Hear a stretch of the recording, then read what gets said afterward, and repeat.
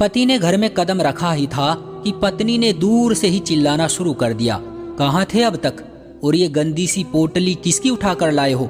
बेचारा पति चुपचाप कपड़ों की पोटली जमीन पर रखकर जूते उतारने लगा, लेकिन उसकी पत्नी ने तो सवालों की बौछार कर दी।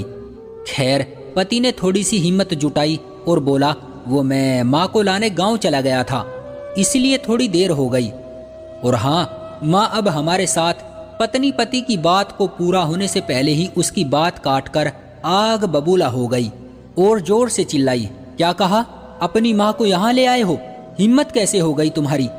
तुम्हारे भाइयों के साथ रह रही थी ना, अचानक क्या तकलीफ आ गई कि यहाँ आने की जरूरत पड़ गई? माँ भी दरवाजे के अंदर दाखिल होकर ये सब मंजर देख रही थी और साथ ही इस तरह की कटी जली बातें सुनकर उसकी आंखों में भी आंसुओं का समंदर तैरने लगा। पत्नी इतनी गुस्से में थी कि माँ की तरफ देखना भी गवारा नहीं किया। फिर पति बोला, अरे तुम समझती क्यों नहीं? इन्हें मेरे भाइयों के पास नहीं छोड़ा जा सकता।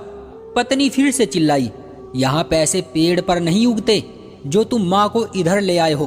तुम कितने पैसे दे रहे हो? इतनी सी कमाई में तो मेरा खर्चा भी नहीं निकलता, तो हम माँ की देखभाल कैसे करेंगे? पति और पत्नी के बीच बहुत ज्यादा बहस होने लगी। तभी पति ने सख्त लहजे में कहा, अब माँ हमारे साथ ही रहेगी, तुम्हें जो करना है कर लो। पत्नी ने जवाब में कहा, तुम्हारे तरीके से नहीं चलेगा ये घर, रखना तो मुझे है इन्हें। मैं कहती हूँ अभी के अभी इन्हें वापस गांव छोड़कर आओ। अगर ये इस घर में आई तो मैं इधर 1 मिनट भी नहीं रहूंगी। या तो इस घर में ये रहेगी या फिर मैं। अब फैसला तुम्हें करना है कि इस घर में किसे रखना है और किसे नहीं। और तुम क्या समझते हो, इस महंगाई वाले जमाने में हम इनको अपने पास रख पाएंगे? और ये भी कितनी बड़ी बेशरम निकली, मुंह उठाया और चली आई महारानी की तरह। पत्नी के माँ के लिए शब्द बिगड़ते जा रहे थे। गुस्से में बोली, क्यों महारानी जी, आपको इधर आते हुए एक बार भी शर्म नहीं आई? ये कहते हुए पत्नी ने माँ की तरफ देखा तो उसके पैरों के नीचे से जमीन खिसक गई। आंखें फटी की फटी रह गई, कुछ बोलने लायक नहीं रही। बस अब लगातार उस बूढ़ी औरत को देखते जा रही थी। मुंह से एक शब्द भी मुश्किल से निकले ऐसी स्थिति हो गई। और तभी धीमी आवाज में कहा, माँ तुम?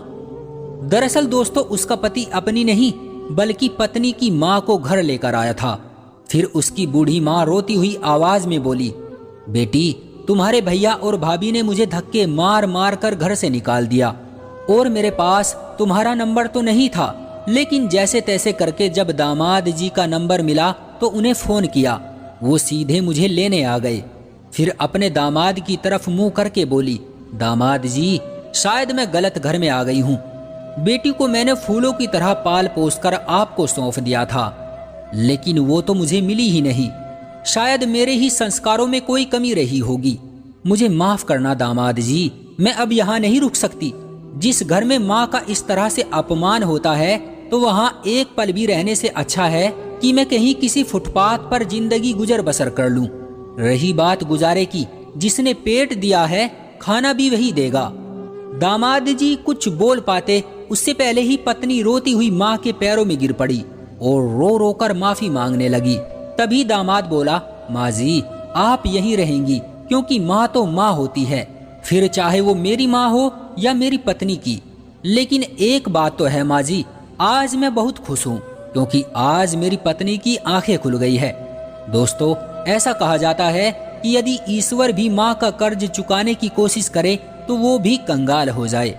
सब कुछ होगा तुम्हारे पास पर सुकून नहीं होगा, क्योंकि सुकून तो सिर्फ माँ के आंचल में ही होता है और आप उस आंचल को कभी बिखरने मत देना। दोस्तों, इस वीडियो को लेकर आपकी क्या राय है, कमेंट करके हमें जरूर बताएं।